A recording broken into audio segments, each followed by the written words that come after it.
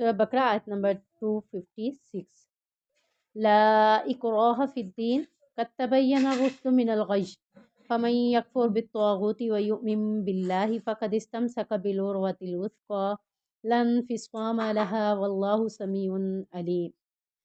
دین میں کوئی زبردستی نہیں، بلا شبہ ہدایت گمراہی سے صاف واضح ہو چکی۔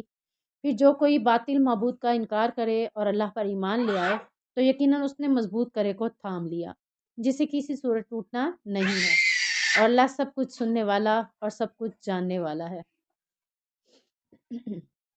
اس آیت میں سب سے پہلے اللہ تبارک و تعالیٰ نے دین اسلام کے حوالے سے بات کی ہے کہ دین اسلام کے مکمل ہونے اور دین اسلام کے مکمل صداقت یعنی سچ پر مبنی دین ہونے کے حوالے سے اللہ تعالیٰ نے کئی دلائل دے کر یہ واضح کر دیا کہ دین اسلام سچا دین ہے۔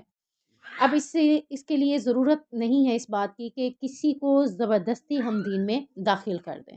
یعنی جب اللہ نے دین کے بارے میں خود ہی بتا دیا کہ دین واضح ہے، سچ ہے، حق پر مبنی ہے، اور قرآن کے بارے میں بھی اللہ تعالیٰ نے خود دلیلیں دے دی سورہ ہود میں، سورہ یونس میں، کہ اللہ تبارک و تعالیٰ کی طرف سے یہ قرآن اللہ کا کلام ہے اور یہ سچ پر مبنی ہے۔ اب ساری باتیں جب واضح ہو چکی ہیں تو اللہ تبارک و تعالیٰ فرماتے ہیں کہ اب کسی کو دین میں زبردستی تم داخل نہیں کر سکتے۔ اللہ تعالیٰ نے ہر ایک کو عقل دی ہے، سمجھنے کی صلاحیت دی ہے۔ اب کوئی شخص چاہے تو اس میں داخل ہو جائے، اب یہ تو اس کی خوش نصیبی ہوگی، اور اگر وہ اپنی عقل کا استعمال نہیں کرے گا اور اس میں داخل نہیں ہوگا تو وہ اس کے لیے بد نصیبی ہوگی۔ لیکن اب یہ نہیں ہے کہ ہم کہیں کہ یہ زبردستی دین میں داخل ہو جائے اور یہ زبردستی دین کو چھوڑ دیا جائے، اسے زبردستی مسلمان کر دیا جائے۔ اگر ہم اسے زبردستی مسلمان کریں گے بھی صحیح تو اس کا نقصان کیا ہوگا؟ وہ ہمارے کہنے پر مسلمان تو ہو جائے گا، ٹھیک ہے نا، ہمیں لا الہ الا اللہ پڑھ کر بھی دکھا دے گا یا ہمارے سامنے نماز بھی پڑھ لے گا، لیکن دل سے وہ کسی کام کو، نیکی کے کام کو کرنے کے لیے تیار نہیں ہوگا۔ اسی طرح اگر ہم کسی کو دین میں زبردستی کرواتے ہیں کہ یہ کر لو وہ کر لو، تو وہ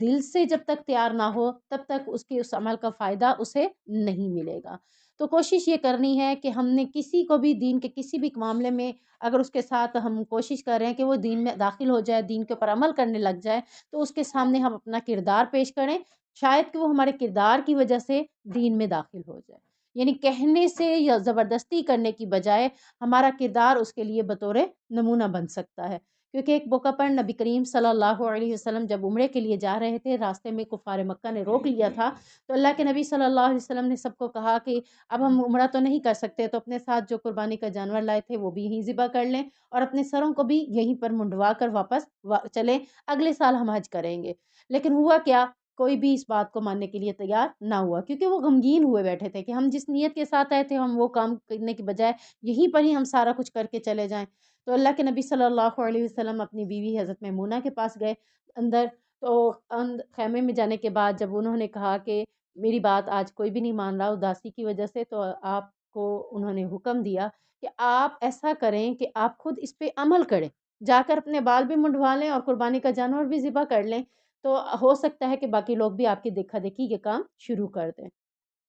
تو ایسا ہی اللہ کے نبی صلی اللہ علیہ وسلم نے کیا، تو اللہ کے نبی صلی اللہ علیہ وسلم کو دیکھتے ہوئے باقی سب نے بھی پھر ان کی پیروی کی۔ تو بعض اوقات انسان کسی کو کہتا رہتا ہے تو وہ چیز اثر نہیں کرتی، انسان کا اپنا کردار اس کے اوپر اثر کرتا ہے۔ جیسے کہ ایک ماں اگر خود نمازی ہے تو آٹومیٹلی آپ دیکھیں کہ چھوٹا سا بچہ ہے، ابھی اسے نماز دین کی کوئی اتنی خاص سمجھ نہیں ہے، وہ اپنی ماں کو دیکھتے ہوئے جب بھی دیکھتا ہے اسی کے ساتھ ویسے کھڑا ہوتا ہے، رکوع کرنا بھی سیکھ جاتا ہے، سجدہ کرنا بھی سیکھ جاتا ہے، دعا مانگنا بھی سیکھ جاتا ہے، اللہ اکبر کرنا بھی سیکھ جاتا ہے۔ تو ساری باتیں وہ کیسے سیکھتا ہے؟ اس کی ماں اسے نہیں سکھا رہی ہوتی، وہ ماں کی کاپی کرتے ہوئے اس کو سیکھ لیتا ہے۔ تو دین میں زبردستی نہیں ہے، لیکن دین میں اپنا کردار پیش کر کے کسی کو بھی دین میں داخل کیا جا سکتا ہے، اور جس نے اس دین کو قبول کر لیا تو یہ اس کی خوش نصیبی ہے کہ اللہ تعالیٰ نے اسے حق بات کو قبول کرنے کی توفیق دے دی۔ اگر وہ کفر کی راہ کو اختیار کرتا ہے تو گویا اللہ تعالیٰ نے اس کے دل سے روشنی چھین لی۔ دین کیا ہے؟ نور ہے، نور اللہ تعالیٰ نے روشنی کو تشریح کی ہے۔ اسی طریقے سے جب ہم نور کو دل کے اندر سے نکال دیا جائے، روشنی کو نکال دیا جائے، تو دل کے اندر باقی کیا رہ جائے گا؟ اندھیرا رہ جائے گا۔ اس کی آنکھ پر اور اس کی کان پر اللہ تعالیٰ مہر لگا دیتا ہے۔ مہر لگانے سے مراد یہ ہے کہ مہر لگانے کے بعد وہ چیز کھولی نہیں جاتی. ایسے ہی ہے نا، اسٹیمپ لگانے کا اصل مقصد کیا ہوتا ہے کہ اب یہ چیز نہیں کھلے گی. تو اللہ تعالیٰ نے اس کی آنکھ پر بھی اس کے کان پر بھی وہ مہر لگا دیتا ہے. اب وہ جتنا بھی حق بات کو اپنی آنکھوں سے دیکھ لے، جتنا بھی حق بات کو اپنی کانوں سے سن لے، اس نے جب حق بات کو قبول نہیں کیا تو اللہ نے اس کے دل سے روشنی بھی چھین لی. آنکھ اور کان پر اللہ تعالیٰ نے اسٹیمپ مہر لگا کر اس کے آنکھ کان کو سننے کی اور دیکھنے کی بصارت سے اور سننے کی سماعت سے محروم کر دیا. کہ اب وہ سنتا بھی ہے تو محسوس تو کر رہے ہیں کہ ہم سن رہا ہے، لیکن وہ سننا نہ سننا اس کے لیے برابر ہوتا ہے.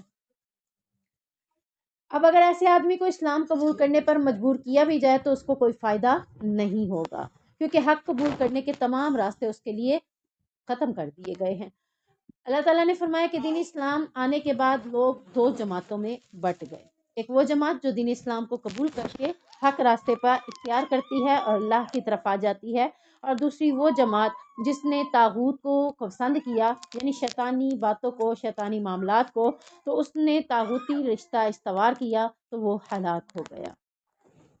اسی طرح تاریخ اگر ہم دیکھتے ہیں تو تاریخ میں بھی اس بات کا ثبوت ملتا ہے کہ مسلمانوں نے جب بھی کوئی علاقہ فتح کیا تھا تو وہاں کے لوگوں کو زبردستی اسلام کی طرف مجبور نہیں کیا تھا. آپ مکہ کی مثال ہی لے لیں. نبی کریم صلی اللہ علیہ وسلم جب مکہ میں داخل ہوئے تھے تو کیا سب کو زبردستی مسلمان کیا تھا؟ مکہ فتح ہونے کے بعد اللہ کے نبی صلی اللہ علیہ وسلم نے کیا فرمایا تھا؟ فلاں گھر میں داخل ہو جائے گا تو وہ بھی امن میں ہوگا، فلاں میں داخل ہو جائے گا وہ بھی امن میں ہوگا، اور اسی طرح سے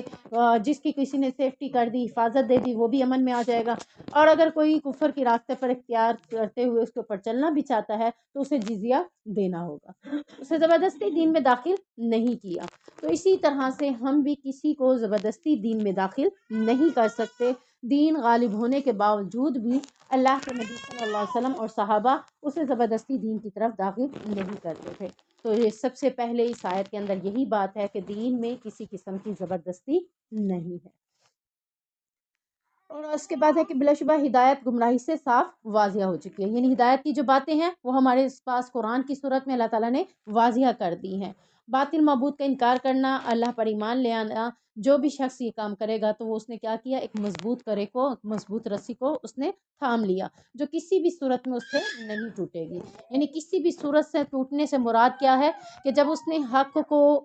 قبول کیا ہے، حق کو قبول کرنے کے بعد اس نے اللہ رب العزت کے دین کو مضبوطی سے تھام لیا ہے، تو اب اس کے اوپر تکلیفیں آئیں، مصیبتیں آئیں، پریشانیاں آئیں یا خوشی آئے، کسی بھی صورت میں وہ اس سے ٹوٹتا نہیں ہے. یعنی دین کو اپنے اوپر لاگو کر کے دکھاتا ہے، دین کے مطابق وہ اپنی زندگی کو بسر کر کے دکھاتا ہے. وہ یہ نہیں کہتا کہ اب خوشی آئی ہے تو دین کو چھوڑ دوں، اب غم آیا ہے تو دین کو چھوڑ دوں، اب صبر کی باری تھی تو دین کو چھوڑ دوں، اب واویلا کر لوں، اب اپنے آپ کو ایسا کر کے فیل کروں کہ دیکھنے والا کہے کہ سب سے زیادہ غم ہی اسی کو تھا، یہ تو برداشت ہی نہیں کر پا رہی. وہ برداشت نہیں، وہ جاہلیت کی بات ہوگی. دین کو سمجھنے کے بعد وہ برداشت والی بات نہیں ہے، وہ محبت والی بات نہیں ہے. محبت کیا ہے؟ محبت میں سب سے پہلی چیز اللہ تبارک و تعالیٰ کہتا ہے صبر کرنا، تکلیف دہ باتوں پر صبر کرنا. اور جب وہ صبر کرتا ہے اور اللہ رب العزت اس کے دین کو اس سے ٹوٹنے نہیں دیتا، تو دین کو کسی بھی صورت میں وہ نہیں توڑتا. اور اسی طرح اللہ تعالیٰ سب کو سننے والا بھی ہے اور سب کو جاننے والا. تو انشاءاللہ العزیز ہماری زندگی ایک ایسی زندگی ہونی چاہیے جس میں ہم دین پر جب چلنا شروع کر دیں تو کسی صورت میں ہم دین سے پیچھے نہ ہٹیں. کوئی جتنا ہمیں توڑنا چاہے ہم ٹوٹ نہ سکیں، کوئی ہمیں جتنا دین سے دور کرنا چاہے ہم دین سے دور نہ ہو سکیں. کیا ملے گا؟ کچھ بھی نہیں ملے گا سوائے چند لمحوں کی خوشی کے. تو وہ کہتے ہیں کہ اگر تم نے چند پل لمحات کے خوشی یا تکلیف میں اللہ کے دین کو جب تھامے نہیں رکھا تو تم نے اپنا سب سے بڑا نقصان کر دیا. خوشی کتنے دیر کی ہوگی یا وہ غم کتنی دیر کا ہوگا؟ غم بھی زیادہ دیر نہیں ٹھہرتا اور خوشی بھی زیادہ دیر کے لیے نہیں ٹھہرتی. تھوڑے تھوڑے ٹائم کے لیے ہی دونوں موقع آتے ہیں اور دونوں پہ اللہ تعالیٰ انسان کو آزماتا ہے کہ یہ خوشی ملی ہے تو یہ کیا کرتا ہے، اگر غم ملا ہے تو اس نے کیا کردار اپنایا. تو وہ کسی بھی صورت میں اپنے آپ کو دین سے ٹوٹتا ہوا فیل نہیں کرتا. طاغوت سے مراد کسی بھی چیز کا حد سے آگے بڑھ جانا، یعنی جو کوئی طاغوت کا راستہ اختیار کرتا ہے. طاغوت کے راستے سے مراد، اب یہاں طاغوت سے اصل کیا مراد ہے؟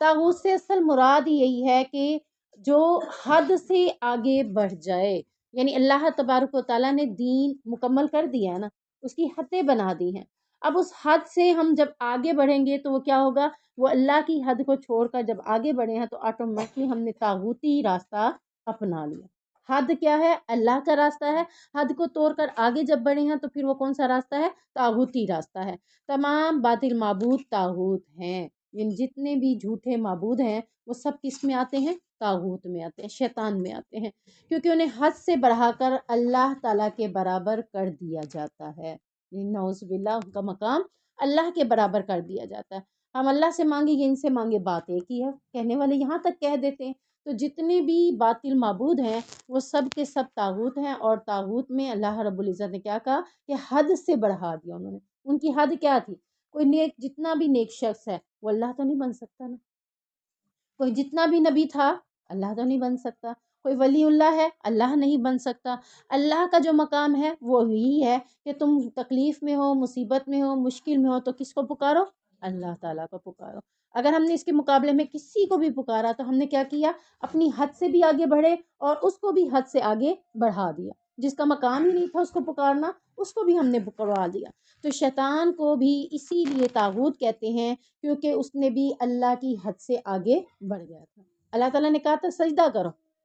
اس نے سجدہ نہیں کیا۔ اللہ تعالیٰ کی حد کیا تھی، سجدہ کرنا ہے۔ اب جب اس نے حد کو توڑا تو وہ کیا بن گیا، طاغوت، شیطان طاغوت بن گیا۔ اب اسی طریقے سے جب ہم بھی اللہ کی کسی بھی حد کو توڑیں گے تو آٹومیٹکلی وہ شیطان طاغوت کی چیز ہے جس سے ہم نے اپنے آپ کو بچانا ہے۔ جو شخص لوگوں سے اللہ تعالیٰ کے مقابلے میں اپنی بندگی اور اطاعت کرواتا ہے وہ بھی طاغوت ہے، یعنی وہ جتنا بھی اپنے آپ کو کہہ لے میں اتنا ہوں، میں یہ ہوں وہ ہوں، وہ جو اپنی بندگی اطاعت میں اللہ کے برابر اپنا مقام کرواتا ہے، یعنی جو یہ سمجھے، جیسے ہم نے ایک حدیث میں پڑھا تھا جس کا مفہوم تھا کہ جو شخص یہ چاہتا ہے کہ میری تعظیم کی جائے،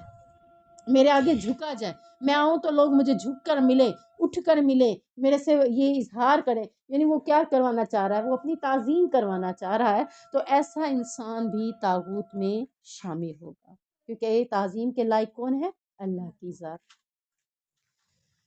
اسی طریقے سے یہ جو بات ہے کہ فقد استمسک بالعروۃ الوثقی، کہ ایک مضبوط کرے کو اس نے تھام لیا، اس کے بارے میں عبداللہ بن سلام بیان کرتے ہیں کہ میں نے خواب میں دیکھا کہ میں ایک باغ میں ہوں، باغ کے وسط میں ایک ستون ہے اور اس ستون کے اوپر والے حصے پر ایک حلقہ ہے، کسی نے مجھ سے کہا اس پر چڑھو، میں نے کہا میں نہیں چڑھ سکتا، اتنے میں ایک خادم آیا، اس نے میرے کپڑے اٹھائے تو میں اس ستون پر چڑھ گیا اور اس حلقے کو میں نے مضبوطی سے پکڑ لیا۔ جب میں جاگا تو اس وقت تک میں اس حلقے کو مضبوطی سے پکڑے ہوئے تھا۔ ایسے ہوتا ہے نا بعض اوقات خواب میں جو کیفیت ہو رہی تھی تو ریئل میں بھی جب ہماری آنکھ کھلتی ہے تو فیل ہوتا ہے ہم وہی کچھ کر رہے ہیں۔ تو انہوں نے بھی فیل کیا کہ میں نے ابھی تک اس کرے کو، حلقے کو مضبوطی سے پکڑا ہوا ہے۔ میں نے یہ خواب نبی کریم صلی اللہ علیہ وسلم سے بیان کیا تو آپ صلی اللہ علیہ وسلم نے فرمایا وہ باغ جو تم نے دیکھا وہ اسلام ہے، وہ ستون اسلام کا ستون ہے اور وہ حلقہ یعنی مضبوط کرا ہے، اے عبداللہ تم اس اسلام کو مضبوطی سے پکڑے رہو گے یہاں تک کہ تمہیں موت آ جائے گی۔ یعنی جب اٹھے تو تب بھی انہوں نے کیا دیکھا، میں مضبوطی سے اسی کرے کو پکڑے ہوئے ہوں۔ تو مضبوطی سے کرے کو پکڑنا کب تک تھا ان کے لیے کہ خوشخبری سنا دی عبداللہ بن سلام کو کہ تم موت تک اسی اسلام کو مضبوطی سے تم پکڑے رہو گے۔ اللہ تعالی ہمیں بھی اسی طرح خاتمہ نصیب فرما دے۔ اللہ ولی الذین آمنوا، اللہ دوست ہے ان لوگوں کا جو ایمان لے آئے۔ اللہ اکبر، کتنی بڑی بات اللہ تعالیٰ نے کہہ دی۔ دوستی میں ہم کتنا وہ کرتے ہیں، فلاں میرا دوست بن جائے، مجھے وہ اچھا لگتا ہے وہ میرا دوست بن جائے۔ اللہ سے بڑھ کر کوئی بھی پسندیدہ نہیں ہو سکتا، تو اللہ تعالیٰ کہتا ہے میں دوست بن جاتا ہوں کن لوگوں کا، جو ایمان لے آئے، کلمہ پڑھ لیا، اللہ کے دین کو قبول کر لیا، تو اللہ تبارک و تعالیٰ نے اس کو اپنا دوست بنا لیا۔ یخرجہم من الظلمات الی النور، وہ انہیں اندھیروں سے نکال کر روشنی کی طرف لاتا ہے۔ یعنی یہ اللہ اپنے دوست کے ساتھ اب مزید کیا کر رہا ہے، جب اس نے خالص دل سے کلمہ پڑھا ہے تو اللہ تبارک و تعالیٰ نے اس کو اب اندھیروں سے نکال کر نور یعنی روشنی کی طرف لے آیا۔ اندھیرے کیا ہیں، کفر اندھیرا ہے، اسلام سے دور ہو جانا، کفر کا رویہ اختیار کرنا، در حقیقت ظلمات ہیں، اندھیرے ہیں۔ جب وہ ظلمات سے نکلتا ہے تو کس میں آ جاتا ہے، نور میں آتا ہے۔ نور کیا ہے، دین اسلام۔ اللہ تعالیٰ اس کو کس طرف لے آتا ہے، اسلام کی طرف لے آتا ہے۔ اسلام کیا ہے، بطور خود ایک روشنی ہے، اور وہ روشنی کیسی ہے، جو ہمیں جنت کی طرف جانے کا راستہ دکھاتی ہے، وہی روشنی دکھاتی ہے نا، وہی اسلام ہمیں دکھاتا ہے کہ سیدھا راستہ کون سا ہے۔ اگر یہ میرے پاس روشنی نہ ہو تو میں کبھی بھی نہیں دیکھ سکوں گی کہ جنت میں جانے والا راستہ کون سا ہے۔ تو دین اسلام ہی ایک ایسی روشنی ہے، ایک نور ہے جو ہمیں بتاتا ہے کہ جنت کی طرف جانے والا راستہ کون سا ہے اور جہنم سے بچنے کا راستہ کون سا ہے۔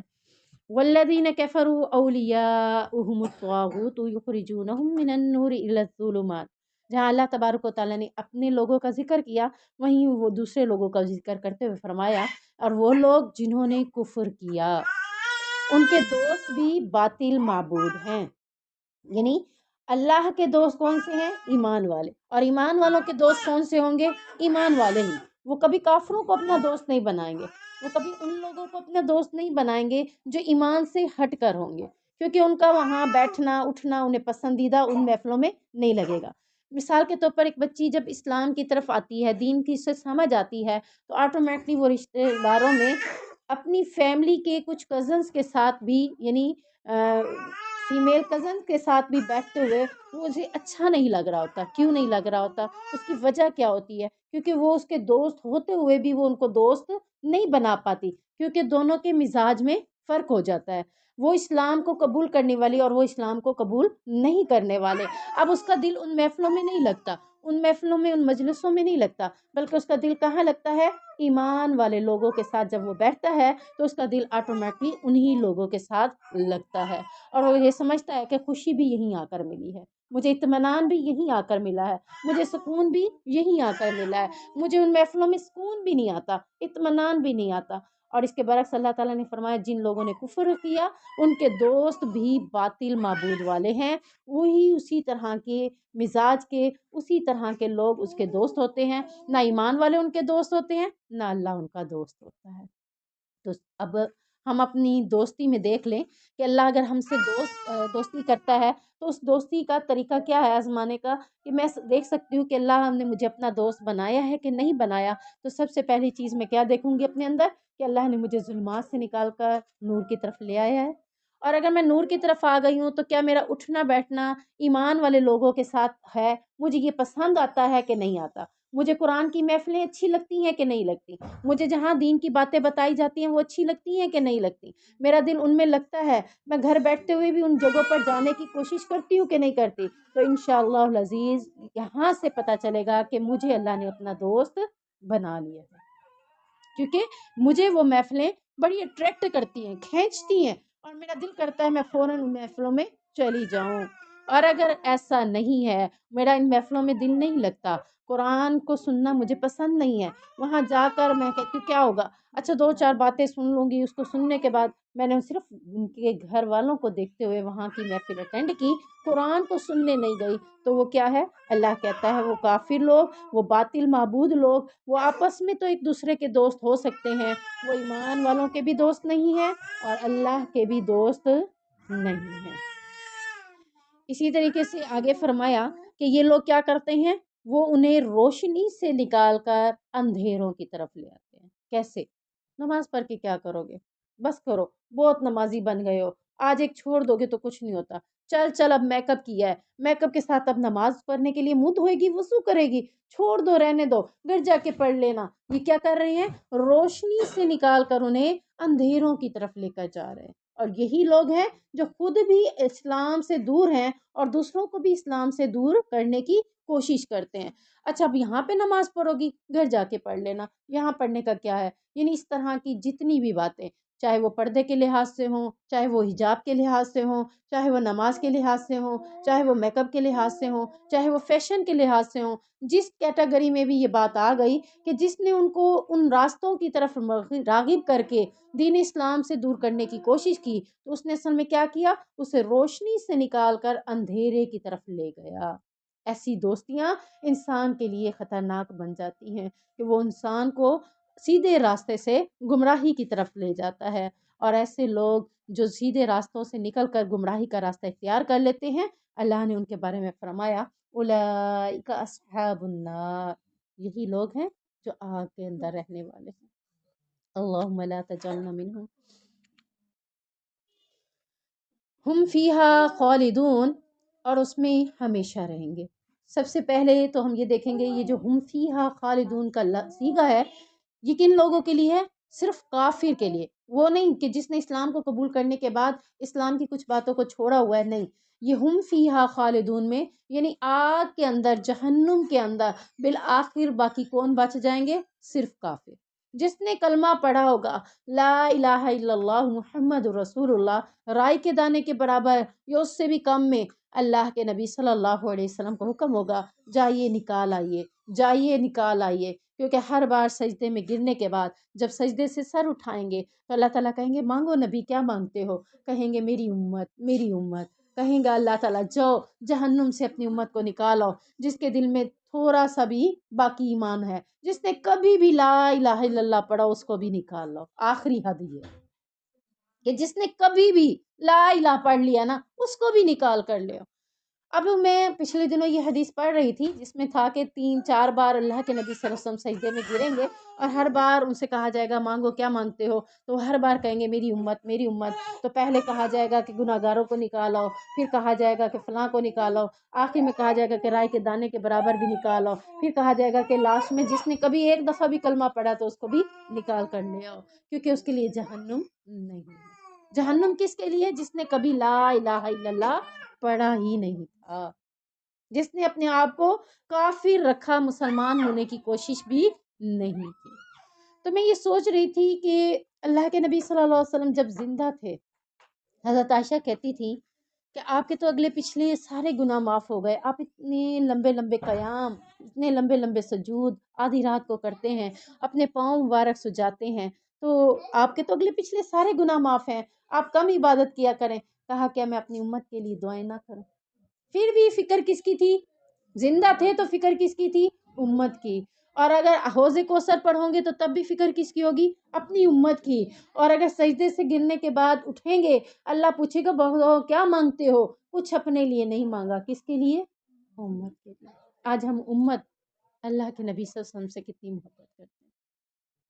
اپنی محبت ہم دیکھ لینا، ہمارے نبی کو ہم سے اتنی محبت ہے کہ وہ ہمیں آگ میں جلتا ہوا نہیں دیکھ سکتے، اور ہمیں اپنے نبی سے محبت کتنی ہے کہ ہم اپنے نبی کی محبت کے دعوے دینے والے اپنے فیشن تک نہیں چھوڑ سکے، اپنی زندگی کو اللہ کے دین کے مطابق ڈھالنے کی کوشش نہیں کر سکے، اپنے گھروں کے اندر اسلامی ماحول کو بنانے کی کوشش نہیں کر سکے، اپنا دین کا لبادہ اوڑھتے ہوئے بھی کبھی اس کو اتار کر پھینک دیتے ہیں، مضبوط کرا نہیں بناتے اسے، کہ کیا ہے اب خوشی ہے تو ایسا ہوگا، اب غمی ہے تو چھوڑو اب کون دیکھتا ہے، چلو جو دنیا کی ریت رسمیں ہیں وہی ساری چلیں گی، اب دنیا کے لوگوں کو ناراض کر کے کیا کرنا۔ غم میں بھی ہم نے ساری غلط، حد سے آگے بڑھے۔ حد کیا ہے؟ غم منانے کا طریقہ کیا ہے اور خوشی منانے کا طریقہ کیا ہے وہ اللہ نے بتا دیا، جب ہم اس حدوں کو کراس کریں گے تو طاغوت میں خود ہی جا رہے ہیں۔ اب یہی دیکھ لیں کہ اپنے نبی کے سامنے جب حوض کوثر پر کھڑے ہوں گے، حضرت جبرائیل علیہ السلام دور کریں گے، اللہ کے نبی کہیں گے یہ تو میری امت کے لوگ ہیں، انہیں کیوں دور کر رہے ہو؟ کہا جائے گا آپ کے بعد انہوں نے آپ کے دین کو بدل دیا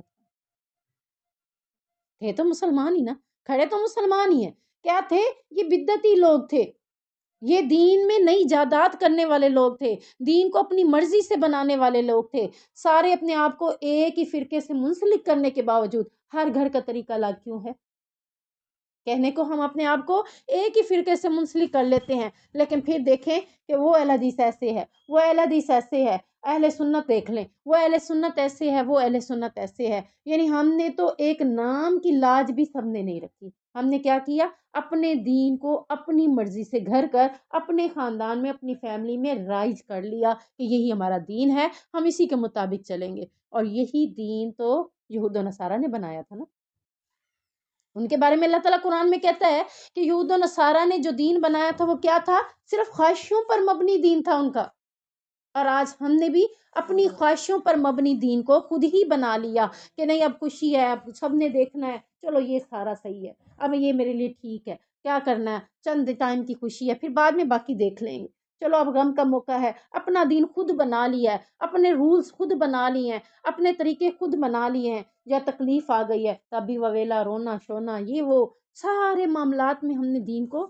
حد سے آگے بڑھ چکے ہیں۔ تو یہ کیا ہے؟ فقد استمسک بالعروۃ الوثقی، جو پچھلی آیت پڑھی ہے، ہم اس کو مضبوط کریں کے اوپر نہیں جمے ہوئے اپنے آپ کو، کہ کچھ ہو جائے مجھے کوئی ہلا نہیں سکتا۔ مومن کی مثال اللہ تعالیٰ نے ایسے دی ہے کہ ہوا چلتی ہے تو وہ جھک جاتا ہے، جیسے ہی ہوا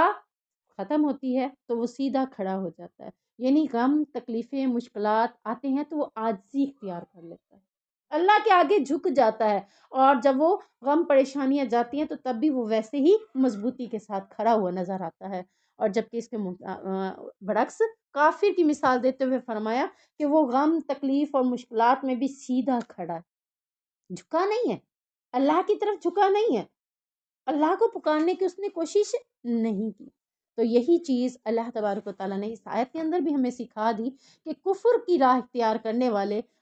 روشنیوں سے نکال کر اندھیروں کی طرف لے جاتے ہیں، اور ایمان کو قبول کرنے والے روشنیوں کی طرف لے آتے ہیں اندھیروں سے نکال کر۔ تو ہم اپنا اپنا کردار دیکھیں کہ کیا میں ایمان والی ہوں یا میں کفر کے راستے پہ چلی ہوئی ہوں، میں لوگوں کو دین کی طرف، روشنی کی طرف لا رہی ہوں، یا لوگوں کو روشنی سے نکال کر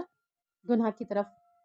کہہ لیں نا، گناہ کی طرف لے کے آ رہی ہوں۔ چلو کچھ نہیں ہوتا، اب ایک دفعہ تم بھی ایسے کر لو، چلو کچھ نہیں ہوتا، اب تم بھی ایسی بن جاؤ، اب یہ موقع ہے ایسے کر لو، اچھا اب یہاں پہ پردہ چھوڑ دو، یہاں پردہ کون کر رہا ہے، یہ کر لو وہ کر لو۔ اگر میں بھی ایسی باتیں کرتی ہوں تو میں نے لوگوں کو روشنی سے نکال کر اندھیرے کی طرف لانے کی کوشش کروں، تو پھر میں اللہ کی دوست نہیں ہوں۔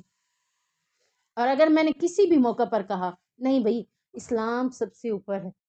کہیں بھی ہو تمہارا اسلام سب سے اوپر ہو، تم ہر جگہ پر ایک ہی کیفیت میں نظر ہو، میں اکثر اپنی کلاسز میں لوگوں سے یہی بات کرتی ہوں کہ اگر آپ حجاب میں آل ٹائم رہ جائیں کچھ بھی نہیں ہوگا، لوگوں کے اندر آپ معروف ہو جائیں گے کہ یہ اپنا حجاب کہیں نہیں اتارتی، خوشی ہے تب بھی نہیں اتارا، غم ہے تب بھی نہیں اتارا، اپنی خوشی تھی تب بھی نہیں اتارا، اپنے گھر کا معاملہ تب بھی نہیں اتارا، بھی کیا ہے یہ اسلام پر ڈٹی ہوئی ہے، یہ اپنا مضبوط کرے کے اوپر ہے، اس کو کتنی بار ہم نے توڑنے کی کوشش کی لیکن یہ ٹوٹی نہیں ہے۔ اور میں کہتی ہوں اس سے فائدے بھی بڑے، بہت زیادہ فائدے ہیں۔ اللہ تعالی ہمیں سمجھنے کی توفیق دے تو ہمیں اس بات کے اوپر مضبوطی اور استقامت نصیب کرے کہ ہم ڈٹ جائیں۔ اور سب سے بڑے فتنے ہم عورت کی وجہ سے ہی ہیں، سب سے بڑی آزمائشیں ہم عورت بن چکی ہیں، اور میں اس وقت کہوں گی کہ سب سے زیادہ پیسوں کی تباہی ہم عورتیں کر رہی ہیں۔ ہمارا فیشن آج تک ختم نہیں ہوا، ایک جگہ ایک سوٹ پہنا ہے دوسری دفعہ وہ پہننے کے لیے ہم تیار نہیں ہیں، اور وہ پڑا ہوا ہے بڑی کیسوں میں، ٹیچیوں میں، بھئی اب کیا کریں، بچیاں کہتی ہیں ابھی تو پہنا تھا پھر پہن لیں، ناک کٹتی ہے ہماری۔ اور جبکہ یہ چیز ہمارے اندر، اسلام ہمیں یہ چیز نہیں سکھاتا، اچھا لباس پہننا سکھاتا ہے، اچھے کپڑے پہننا سکھاتا ہے، پر یہ نہیں کہ اس میں یہ چیز آ جائے کہ فلاں کیا کہے گا کہ میں نے یہ پہلے پہننا ہے آپ پھر پہنوں، اس کی شان میں یہ چیز نہیں آتی۔ وہ اچھا لگتا ہے، اچھا بنتا ہے، کیونکہ اللہ جمیل و یحب الجمال، اللہ خوبصورت ہے اور خوبصورتی کو پسند کرتا ہے، پر اتنا بھی نہیں کہ آپ اس میں اتنا حد سے آگے بڑھ جائیں۔ تو یہ چیزیں ہم نے انشاءاللہ اپنے اندر سے نکالنی ہے تاکہ یہ کفر کی چیز ہمارے اندر سے نکل جائے، اور جب کفر کی چیز نکل جائے گی تو انشاءاللہ ہم بھی امید رکھتے ہیں کہ ہم جہنم میں جانے کی بجائے کبھی بھی نہ جائیں، ٹھیک ہے نا، جہنم سے نکالے تو جائیں گے، بالآخر سارے مسلمان جہنم سے نکلیں گے، لیکن جنت میں جانے کے بعد انہیں پکارا کس انداز میں جائے گا کہ پہلے جہنمی تھا، تو وہ لفظ ہی کیوں لگائیں اپنے ساتھ، پہلے ہی اللہ تعالیٰ جب عرش کے اوپر اپنا حشر کے میدان میں عرش کے اوپر اترے گا، اللہ تبارک و تعالیٰ کے عرش کے سائے میں جگہ مل جائے، اور پھر اللہ تعالیٰ جن پہلے گروہوں کو جنت میں بغیر حساب کے داخل کرے گا، کیوں نہ ایسے بن جائیں کہ اللہ تعالیٰ ہمیں بھی ان میں بغیر حساب کی جنت میں داخل کر دے۔ أَلَمْ تَرَ إِلَى الَّذِي حَاجَّ إِبْرَاهِيمَ فِي رَبِّهِ أَنْ آتَاهُ اللَّهُ الْمُلْكَ، کیا تو نے اس شخص کو نہیں دیکھا جس نے ابراہیم سے اس کے رب کے بارے میں جھگڑا کیا،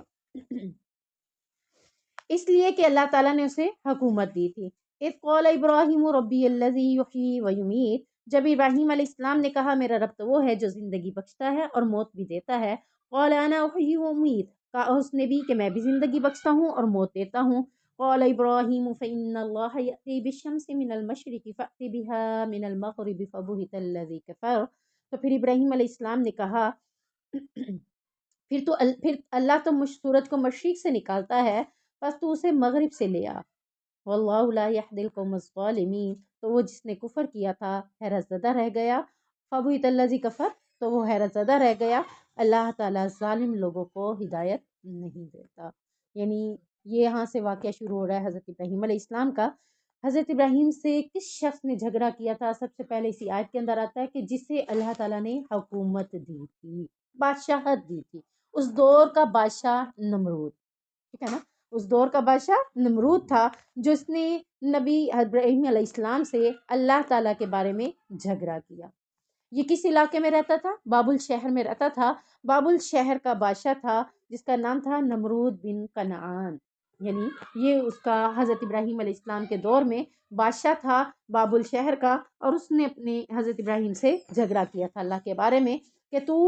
پوری قوم، یہاں تک کہ حضرت ابراہیم علیہ السلام کے والد تک خود بھی سارے بتوں کی پوجا کرتے تھے اور نمرود کو اپنا الہ مانتے تھے۔ تو نمرود کے سامنے جب ایک شخص نے آ کے کہا میرا رب تو نہیں، میرا رب تو وہ ہے جو زندگی اور موت دیتا ہے۔ سب سے پہلی بات اس میں آیت میں یہی آئی ہے کہ اس نے کہا کہ میرا رب تو وہ ہے جو زندگی بھی دیتا ہے اور موت بھی دیتا ہے۔ تو اس نے یہ کام کر کے دکھا دیا بادشاہ نے۔ اس نے ایک شخص بلایا جس کو پھانسی لگنی تھی، اس نے پھانسی لگنے والے شخص کو بلا کر اس کو زندگی دے دی کہ جاؤ میں تمہیں پھانسی نہیں دیتا، اسے زندگی دیتا ہوں۔ اس کو زندگی دے دی، اور ایک عام شخص جو کھڑا تھا اس کو پکڑ کر موت دے دی، اس کو مار ڈالا۔ اس نے کہا کہ دیکھو ابراہیم، تم کہتے ہو کہ میرا رب تو وہ ہے جو زندگی بھی دیتا ہے اور موت بھی دیتا ہے، اس کو موت آنی تھی میں نے اسے زندگی دے دی، یہ زندہ رہنا تھا میں نے اسے موت دے دی، یہ کام تو میں بھی کر سکتا ہوں۔ اب اس کو سمجھانا، حضرت ابراہیم علیہ السلام نے اس کو سمجھانا گوارا نہ سمجھا، بلکہ دوسری دلیل لے، کیونکہ اگر وہ سمجھاتے تو اس بات کو بھی سمجھا سکتے تھے، لیکن وہ سمجھنے کے لیے تیار نہ ہوتا۔ اب انہوں نے دوسری دلیل کیا دی؟ کہا میرا رب تو وہ ہے جو سورج کو مشرق سے لے کر آتا ہے، اب تو اسے مغرب سے لے کر آ، وہ کام تو کر سکتا ہے تو اب یہ کام بھی کر کے دکھا۔ میرا رب تو وہ ہے نا جو مشرق سے لاتا ہے، اور جس دن اس نے سورج سے کہا کہ جہاں سے آیا وہیں سے وہیں پہ لوٹ جا، مشرق میں جانے کی ضرورت نہیں ہے، آج تو مغرب سے آیا اور مغرب میں ہی دوبارہ لوٹ جا، تب اس نے مغرب سے ہی نکلنا، ایسے ہی ہے نا، اس دن کیا ہو جائے گی؟ قیامت۔ تو وہ تو اپنے رب کا حکم کا پابند ہے نا، جس دن اسے حکم ہوگا مغرب کی طرف سے ہی نکل، وہ تب ادھر سے ہی نکل آئے گا۔ اب یہ چیلنج تھا نمرود کے لیے، اب اس کا وہ نہیں کر سکتا تھا۔ جب وہ عاجز آ جائے نا، جب وہ کافی قوم قریش مکہ عاجز آ جاتی تھی، تو عاجز آ کر اکثر وہ اپنے بارے میں یہ کہتی تھی لے آؤ عذاب۔ حضرت نوح علیہ السلام کی قوم نے بھی جب عاجز آ گئی کہا لے آؤ عذاب، جس عذاب کا وعدہ کرتے ہو۔ جتنے بھی پیغمبر آئے، جب ان کی قوم دلیلیں دے کر، اعتراضات اٹھا کر، باتیں بنا کر عاجز آ جاتی تھی، بے بس ہو جاتی تھی، اس کے آگے ان کا کوئی سوال نہیں ہو سکتا تھا، نہ اس سوال کا جواب دے سکتے، تو کہتے لے آؤ اس عذاب کو جس کا تم وعدہ کرتے ہو۔ لیکن اب یہاں پہ کیا ہوا؟ نمرود اب لاجواب ہو گئے، فبہت الذی کفر، حیرت زدہ رہ گیا۔ اب یہ کام اس کے بس سے باہر تھا، اس نے یہ کام کر کے نہیں دکھا سکتا تھا، کیونکہ وہ تو چلو اس کے ذہن کے مطابق اس نے کر دیا کہ مارنے والے انسان کو زندہ کر دیا اور زندہ کرنے والے انسان کو مار ڈالا، اور کہا کہ دیکھو یہ بھی میں کر سکتا ہوں۔ اب اصل تھا تخلیق کا معاملہ، اور اس میں ان کہا کہ جب تم کر کے دکھاؤ، تو وہ ایسا نہ کر سکا، بلکہ لاجواب ہو گیا، اب اس کے پاس کوئی جواب نہیں تھا۔ اللہ تعالیٰ نے نمرود کو بادشاہت دی تھی، تو بادشاہت کا حق کیا تھا کہ وہ اپنے رب کو پہچان جاتا، لیکن اس نے سلطنت لینے کے باوجود، بادشاہت ملنے کے باوجود اللہ رب العزت کی پہچان کو ماننے سے انکار کر دیا اور اپنے آپ کو خود ہی الہ بنا لیا۔ تو اللہ تعالیٰ کہتا ہے پھر میں نے اس سے یہ بادشاہت بھی چھین لی۔ او کالذی مر علی قریۃ وہی خاویۃ علی عروشها، یا اس شخص کی طرح جو ایک بستی پر گزرا اور وہ اپنی چھتوں پر گھری ہوئی تھی۔ یعنی پہلے قصے سے کائنات کو بنانے کا والے کا ایک ہونا مقصود ہے۔ یعنی پہلا قصہ کون سا ہے کہ کائنات کو کس نے بنایا؟ اللہ تبارک و تعالیٰ نے۔ سورج، چاند، ستارے اگر کوئی اور بنا سکتا یا کوئی اور کسی اور سمت سے نکال سکتا تو یہ کسی کے اختیار میں ہے ہی نہیں۔ نمرود بھی یہاں پر لاجواب ہو گیا۔ اب دوسری بات، دوسرا قصہ کیا ہے کہ اللہ تبارک و تعالیٰ فرما رہے ہیں یا اس شخص کی طرح جو ایک بستی پر گزرا اور وہ بستی کیا تھی؟ اپنی چھتوں پر گھری ہوئی تھی۔ اس بزرگ کے بارے میں آتا ہے کہ اپنے گدھے پر اپنے کھانے پینے کا سامان لے کر کہیں جا رہے تھے کہ راستے میں وہ کسی ویران تباہ شدہ بستی کے پاس سے گزرے۔ اس نے بستی کے مکانات کو دیکھا تو تمام مکانات الٹے پڑے تھے، یعنی چھتیں ان کے اوپر گری پڑی تھی۔ بستی میں کہیں بھی زندگی کے آثار نہیں مل رہے تھے۔ یہ دیکھ کر اسے تعجب ہوا کہ اللہ تعالیٰ اس بستی کے لوگوں کو کس طرح زندہ کرے گا، یعنی اسے صرف تعجب ہوا کہ وہ تو الٹ ہو گئے، اب بستی نظر بھی نہیں آ رہی، بستی کے لوگ بھی نظر نہیں آ رہے، اور یہ اس کے اوپر مکان کی چھتیں گری پڑی ہیں، تو اللہ تعالیٰ ان کو کیسے دوبارہ زندہ کرے گا؟ یعنی ایک زندہ انسان کو بالکل سیدھا سلامت جو ہے وہ تو چلو دفنا کر آتے ہیں، اس کے بعد اور بات ہوتی ہے، اب یہ چھتیں ان کے اوپر الٹ آئی، پتہ نہیں ان کے اندر اب یہ نظر بھی نہیں آ رہا ہے ان کا معاملہ کیا ہے، کس طریقے سے ہے، کوئی انسان کسی طرح کے آثار نظر نہیں آ رہے، تو اللہ اس بستی کے لوگوں کو کیسے زندہ کرے گا؟ لوگوں کے جسموں کا نام نشان باقی نہ رہا، مٹی میں مل کر وہ خاک ہو چکے تھے، یعنی در حقیقت تو قبر کے اندر بھی انسان کی کیفیت یہی ہوتی ہے، ٹھیک ہے نا؟ لوگ کہتے ہیں کہ ہم تو مردہ دفنائے، انہیں یہی ہے کہ دوبارہ زندہ ہو جائے گا، لیکن چند ٹائم کے بعد آہستہ آہستہ وہ مردہ سوائے نیک روحوں کے، نیک لوگوں کے، وہ بالکل ٹھیک رہ جاتے ہیں، باقی لوگوں کے بارے میں اکثر آتا ہے کہ وہ آہستہ آہستہ ان کی ہڈیاں، ان کے جسم، سارا کچھ ختم ہونا شروع ہو جاتا ہے، صرف ریڑھ کی ہڈی باقی رہتی ہے، جس سے اللہ تعالیٰ دوبارہ انسان کو زندہ کرے گا۔ تو یہاں اس نے دیکھا کہ سب کچھ فنا ہو چکا ہے، ختم ہو چکا ہے، لوگوں کی زندگی کے آثار کیا، انسانوں کے جسموں کے آثار تک نہیں مل رہے، آخر جب پیدا کیے گئے تھے تو ان کا طریقہ بھی اللہ تعالیٰ جانتا تھا، تو اسی طریقے سے اللہ تعالیٰ نے اس بستی والے شخص کو پاس سے جب گزرتے ہوئے شخص کی یہ سوچ آئی تو اللہ تبارک و تعالیٰ نے اسے دکھایا، قال انا یحیی ہذہ اللہ بعد موتها، اس نے کہا کہ اللہ تعالیٰ اس کو مرنے کے بعد کیسے زندہ کرے گا، تو اللہ تعالیٰ نے اس کو دکھانے کے لیے کیا کیا، فَأَمَاتَهُ اللَّهُ مِئَةَ عَامٍ ثُمَّ بَعَثَ، اللہ تعالیٰ نے اسے 100 سال تک موت دے دی،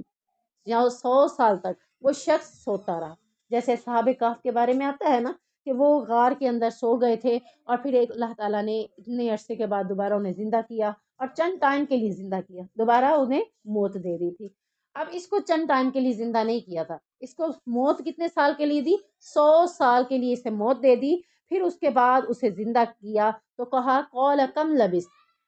اس سے پوچھا بتاؤ تم کتنا زندہ، یعنی اسے زندہ کرنے کے بعد کہا کہ تم کتنی دیر رہا، یعنی اس کیفیت میں، اس نے سمجھا کہ شاید میں سو رہا تھا یا شاید کہ میں اس طرح کی کیفیت میں تھا، اسے پوچھا کہ تو کتنی دیر اس کیفیت میں رہا، قال لبثت یوما او بعض یوم، تو اس نے کہا دن یا دن کا کچھ حصہ، یعنی ایک دن میں سویا ہوں یا ایک دن کا کچھ حصہ میں سویا ہوں، اس کے بعد میں دوبارہ اٹھ چکا ہوں، یعنی میں اتنا ہی ہوا، تو اللہ تعالیٰ نے اسے کہا قال بل لبثت مئۃ عام، اللہ تعالیٰ نے کہا نہیں تو 100 سال سوتا رہا ہے، اب تعجب کی بات اس کے لیے تھی کہ میں 100 سال تک سویا رہا، پھر اب اللہ تعالیٰ نے کہا فانظر، دیکھ، الی طعامک، اپنے کھانے کی طرف، وشرابک، اور اپنے پینے کی طرف، لم یتسنہ، بگڑا ہوا نہیں ہے، پانی کتنے دن تک صحیح رہ جاتا ہے، 3 4 دن 6 دن ایک بوتل میں پڑا رہے تو آخر کار اس کی شکل بھی چینج ہونا شروع ہو جاتی ہے اور اس میں اسمیل بھی ہونا شروع ہو جاتی ہے، یعنی وہ پانی بند پڑا پڑا کیا ہو گیا، اسمیل زدہ ہو گیا، پینے کے لائق نہیں رہا، اور کھانا بغیر فریج کے، یا فریج میں بھی آپ رکھ لیں کتنا عرصہ تک سیو رہتا ہے، بغیر فریج کے تو رہتا ہی نہیں، اب اللہ تعالیٰ نے اسے 100 سال، کیونکہ وہ بستی گدھے کے اوپر جا رہا تھا، گدھے کے اوپر اپنا سامان بھی لادا ہوا تھا اور ساتھ میں کھانا راشن جو تھا وہ لے کر چلتے تھے وہ بھی اس نے لیا ہوا تھا، تو اللہ تعالیٰ نے 100 سال کے بعد اٹھانے کے بعد اسے کہا کہ دیکھ تو صحیح اپنے کھانے کی طرف اور اپنے پینے کی طرف کچھ بھی بگڑا ہوا نہیں ہے، وانظر، اور دیکھ، الی حمارک ولنجعلک آیۃ للناس وانظر الی العظام کیف ننشزها ثم نکسوها لحما، اور اپنے گدھے کو دیکھ تاکہ ہم تجھے لوگوں کے لیے ایک نشانی بنائیں، اور ہڈیوں کو دیکھ ہم انہیں کیسے اٹھا کر جوڑتے ہیں پھر ان کو گوشت پہناتے ہیں، فلما تبین له، پھر جب اس کے لیے خوب واضح ہو گیا، قال اعلم ان اللہ علی کل شیء قدیر، کہا اللہ تبارک و تعالیٰ نے میں جانتا ہوں، تو اس نے کہا میں جانتا ہوں کہ بے شک اللہ تعالیٰ ہر چیز پر قادر ہے، اب اللہ تعالیٰ نے اس کو تو زندہ کر لیا 100 سال کے بعد، کھانا بھی دکھا دیا، پینا بھی دکھا دیا، کچھ سڑا ہوا نہیں تھا، کچھ خراب ہوا نہیں تھا، اب اللہ تعالیٰ نے گدھے کی طرف دیکھنے کو کیوں بولا، کیونکہ گدھے کو اللہ تعالیٰ نے ابھی زندہ نہیں کیا تھا، اب گدھے کو اس کے سامنے زندہ کیا جا رہا ہے کہ 100 سال کے بعد اب دیکھ گدھے کی طرف کیسے زندہ ہوگا، کس طرح ہم اس کی بکھری ہوئی ہڈیوں کو اٹھا کر ایک دوسرے پر رکھتے ہیں، اللہ تعالیٰ قادر ہے، ہمارے ہاں ناممکن ہے، اللہ کے ہاں ممکن سب کچھ ہے، تو اللہ تعالیٰ نے کیا کیا، اس کی بکھری ہوئی ہڈیوں کو اٹھا کر ایک دوسرے پر رکھا، پھر کس طرح ان کو جوڑتے ہیں اور کس طرح اس پر گوشت چڑھاتے ہیں۔ سب سے پہلے تو ہم یہ دیکھیں کہ ماں کے پیٹ میں بچہ پانی کے ساتھ پیدا ہوتا ہے، پانی سے اس کا سلسلہ شروع ہوتا ہے، پھر اس کے اوپر اللہ تعالیٰ ہڈیاں، گوشت سب کچھ چراتا ہے۔ تو یہاں بھی اللہ تعالیٰ نے کیا کیا، ہڈیوں کو اکٹھا کیا، پھر اس کو جوڑا ایک دوسرے کے اوپر، پھر اس کو جوڑنے کے بعد ان کے اوپر گوشت چڑھایا۔ پھر جب یہ سب کچھ اس کے سامنے ہوا اور انہوں نے زندہ ہونے کے طریقہ کار کا مشاہدہ کر لیا، تو کہنے لگے میں جانتا ہوں، مجھے پہلے ہی علم تھا کہ اللہ تعالیٰ قادر ہے ان تمام باتوں پر، لیکن اب عین الیقین ہو گیا ہے۔ یعنی انکاری نہیں تھا وہ پہلے بھی، ذہن اس کا مانتا تھا کہ اللہ تعالیٰ ان کو زندہ کرے گا، بس وہ ایک چیز اپنی آنکھوں کے سامنے دیکھنا چاہتا تھا، تو اللہ تعالیٰ نے ان کی آنکھوں کے سامنے یہ واقعہ کر دکھایا کہ موتا کو زندہ کیسے کیا جائے گا۔ یہ ایک واقعہ تھا جو اللہ تبارک و تعالیٰ نے کہا۔ تو اللہ تعالیٰ نے کہا اسی طرح مردہ بستی کو بھی دوبارہ زندہ کر لینا اللہ کے ہاں کوئی بھی مشکل نہیں ہے۔ دوسرا واقعہ موتا کو زندہ کرنے کا کیا تھا، وَإِذْ قَالَ إِبْرَاهِيمُ رَبِّ أَرِنِي كَيْفَ تُحْيِي الْمَوْتَى، اور جب ابراہیم علیہ السلام نے کہا اے میرے رب مجھے دکھا تو مردوں کو کیسے زندہ کرے گا۔ اب ہم یہ نہیں کہہ سکتے کہ حضرت ابراہیم علیہ السلام کو بھی مردہ سے زندہ ہونے کے بارے میں شک تھا، اس کے بارے میں حدیث میں آتا ہے، نبی کریم صلی اللہ علیہ وسلم نے فرمایا ہم ابراہیم کی نسبت شک کے زیادہ حقدار ہیں۔ جب انہوں نے کہا اے میرے رب مجھے دکھا تو مردوں کو کیسے زندہ کرے گا، فرمایا کیا تو نے یقین نہیں کیا؟ کہا کیوں نہیں، میں یقین تو رکھتا ہوں، لیکن اس لیے کہ میرا دل پوری طرح تسلی حاصل کر لے، یعنی میں اپنی آنکھوں سے دیکھنا چاہتا ہوں تاکہ میرا دل مکمل تسلی حاصل کر لے۔ تو اب یہاں پہ حضرت ابراہیم، اگر ہم کہیں کہ حضرت ابراہیم کو شک تھا تو اللہ کے نبی کیا کہہ رہے ہیں، ان کی نسبت ہم زیادہ شک کے حقدار تھے۔ کیوں؟ کسی کے ذہن میں کوئی بات آتی ہے اس حوالے سے کہ ہم زیادہ شک کے حقدار کیوں تھے؟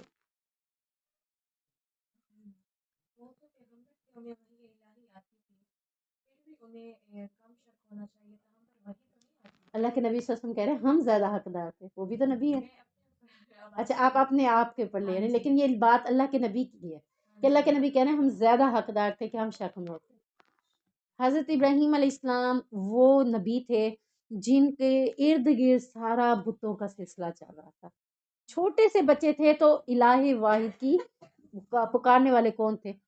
کہ میں اس رب کو پکاروں گا جو اس نے سورج بنایا، پھر سورج غائب ہو گیا، نہیں میں اس کو بھی نہیں پکارتا، میں اگر چاند والے کو، چاند بھی غائب ہو گیا، ستارے بھی غائب ہو گئے۔ جنہوں نے تب شک نہیں کیا، سب چیزوں کو دیکھنے کے بعد کہہ سکتے تھے نا شک کہ نہیں رب ہے ہی نہیں، کہہ سکتے تھے کہ نہیں کہہ سکتے تھے؟ انہوں نے تب بھی شک نہیں کیا، کہا کہ نہیں میرا رب ہے، اور پھر جواب کیا دیا، ان سب چیزوں کو بنانے والا جو ہے وہی میرا رب ہے۔ تو یہ بات یعنی کہنا ایک چھوٹا سے بچے کی عمر میں انہوں نے ان سب باتوں کی عکاسی کی ہے، تو یعنی ان کے ذہن میں شک کیسے آ سکتا ہے جب انہوں نے رب کو پہچاننے میں شک نہیں کیا، تو پھر موتا کو زندہ ہونے کے بارے میں شک کیسے کر سکتے ہیں؟ تو یہ اصل بات تھی، یعنی ان کے بارے میں حضرت ابراہیم علیہ السلام کے بارے میں جو حضرت آپ صلی اللہ علیہ وسلم نے بات کی ہے وہ اصل بات یہی تھی کہ جب ایک بندہ جس کے ارد گرد سب کچھ وہی ہو رہا ہو اور اس کے باوجود اس نے رب کو پہچاننے میں بہت زیادہ حکمت عملی سے کام لیا ہو، سوچ بچار سے کیا ہو، تو وہ کیسے شک میں آ سکتا ہے؟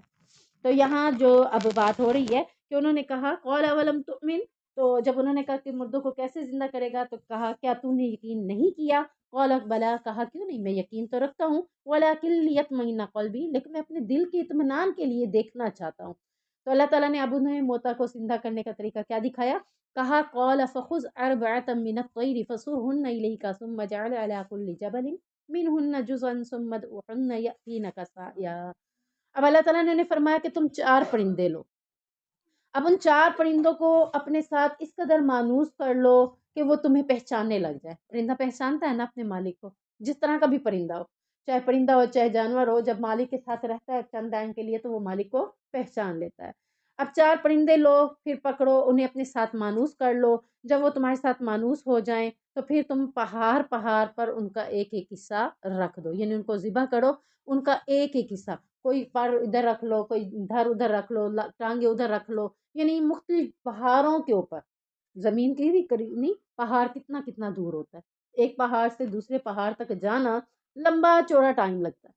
چڑھنے میں بھی ویسے ٹائم لگتا ہے، اور اگر پہاڑوں میں سڑکیں لوگوں نے بنا بھی لی ہیں تو سڑکوں سے ذریعے بھی بعض اوقات ہم کر رہے ہوتے تھے، تو بعد میں جب ہم ادھر پہنچتے ہمیں کہتے دیکھو یہ ایک ہی پہاڑ ہم چڑھ کر آئے ہیں اب تک۔ آپ چلیں آپ کو اگزامپل دیتی ہوں، اسلام آباد سے جب آپ مڑی جاتے ہیں تو صرف ایک پہاڑ ہی چڑھ کے جاتے ہیں، ایک پہاڑ کا سفر ہے جو آپ کو مڑی تک پہنچاتا ہے، اب وہ پہاڑ کا سفر گاڑی کے اوپر آپ کو 1 گھنٹہ لگتا ہے، ٹھیک ہے نا؟ اب وہ پہاڑ کتنے کتنے دور ہیں، یہ صرف اس کی کیفیت بتا رہی ہوں۔ ان پہاڑوں کے اوپر تم ان پروں کو، پرندوں کے مختلف ٹکڑوں کو رکھ دو، پھر اس کے بعد تم نے کیا کرنا ہے، پھر تم نے ثم ادعوہن، اس کو بلانا ہے، ان کو اسی آواز کے ساتھ، جس آواز کے ساتھ مانوس کیا ہے، اس پرندے کو تم نے پکارنا ہے، بلانا ہے، ثم ادعوہن یأتینک سعیا، پھر وہ تیرے پاس دوڑتے ہوئے آئے۔ حالانکہ اب کیا ہے، بڑے ٹکڑے ہیں، ٹکڑوں کو تیرے سامنے جوڑ کر لانے والا کون ہے؟ اللہ۔ اسی طرح ہم جب پڑھتے ہیں نا جنت کے واقعات میں، کہ جنت میں انسان بیٹھا ہوگا اور پرندے کو دیکھتے ہوئے اس کا دل کرے گا کہ میں اس کو کھاؤں، ابھی وہ سوچ رہا ہوگا، ابھی دل میں وہ سوچ رہا ہے، ابھی اس نے زبان سے نہیں نکالی یہ بات، وہ روسٹ ہو کر ہمارے آگے آ جائے، اور ابھی وہ روسٹ ہو کر آیا، ہم جتنا حصہ کھا چکے ہیں، پیٹ بھر چکا ہے، باقی جو بھی بچا ہے وہ ہمارے سامنے اسی وقت اصل پرندہ بن کر اڑ بھی جائے گا، سبحان اللہ۔ تو یہ بڑا فیلنگ آتی ہے کہ دیکھو، بعض کا ہم کہتے ہیں آج چاول بنانے کو دل نہیں کر رہا، پکے ہوئے آ جائے، اور جب میں سوچتی ہوں کہ جنت میں بھی بیٹھے سوچ رہے ہوں گے اس پرندے کو دیکھ کر کہ یہ روسٹیڈ ہمارے سامنے آ جائے، ہو کے آ جائے گا، کوئی ٹائم نہیں لگے گا، اسی وقت روسٹ ہو کر ہمارے سامنے ہے، جتنا کھایا ہے، باقی اس کے بعد وہ دوبارہ پرندہ بن کر اپنی جگہ پر چلا جائے، سبحان اللہ۔ یہ ہے اللہ کی ذات۔ اور اللہ تبارک و تعالیٰ نے حضرت ابراہیم علیہ السلام کو موتا سے زندہ ہونے کے لیے 4 پرندوں کے ساتھ دکھایا، وَاعْلَمْ أَنَّ اللَّهَ عَزِيزٌ حَكِيمٌ، اور جان لو کہ بے شک اللہ تعالیٰ سب پر غالب بھی ہے اور کمال حکمت والا بھی ہے۔